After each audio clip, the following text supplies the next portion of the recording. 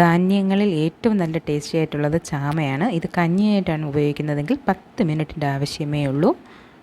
Little millet എന്നറിയപ്പെടുന്ന ഈ ധാന്യം പ്രമേഹം നിയന്ത്രിക്കാനും കൊളസ്ട്രോൾ നിയന്ത്രിക്കാനും നല്ലതാണെന്ന് പറയപ്പെടുന്നു. ചാമ ദാ ഇങ്ങനെയാണ് ഇരിക്കുന്നത്. കണ്ടിട്ടില്ലാത്തവരുണ്ടെങ്കിൽ ഒന്ന് ശ്രദ്ധിക്കണേ.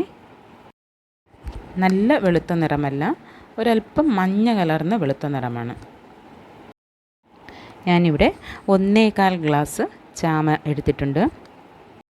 ഇത് 3-4 തവണ വെള്ളമൊഴിച്ച് നന്നായിട്ട് കഴുകിയെടുക്കാം. അതിനുശേഷം കുറച്ച് വെള്ളമൊഴിച്ച് ഇതിനെ ഒന്ന് തിളപ്പിച്ചെടുക്കാം. ആദ്യം തിളയ്ക്കുമ്പോൾ തന്നെ അതൊന്ന് കുറുകി തുടങ്ങും. അപ്പോൾ ഇതിനെ നന്നായിട്ട് ഇളക്കി കൊടുക്കണം.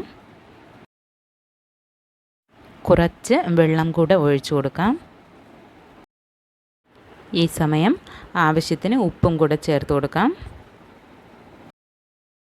ഇപ്പോൾ തന്നെ ഇവിടെ ചാമ നന്നായിട്ട് വെന്തിട്ടുണ്ട്. ഇത് പെട്ടെന്ന് തന്നെ കുറുകി തുടങ്ങും. ചാമക്കഞ്ഞി ഒരല്പം കുറുകിയ രീതിയിൽ വെച്ച് കഴിക്കാനാണ് നല്ല ടേസ്റ്റായിട്ടുള്ളത്. കുറുകിയ രീതിയിൽ കഴിക്കാൻ ഇഷ്ടമില്ലാത്തവർക്ക് അതിനനുസരിച്ചുള്ള വെള്ളം ചേർത്ത് തിളപ്പിച്ചെടുത്താൽ മതിയാവും. എന്തായാലും വളരെ പെട്ടെന്ന് തയ്യാറാക്കാൻ പറ്റിയ ഒന്ന് തന്നെയാണ് ചാമക്കഞ്ഞി.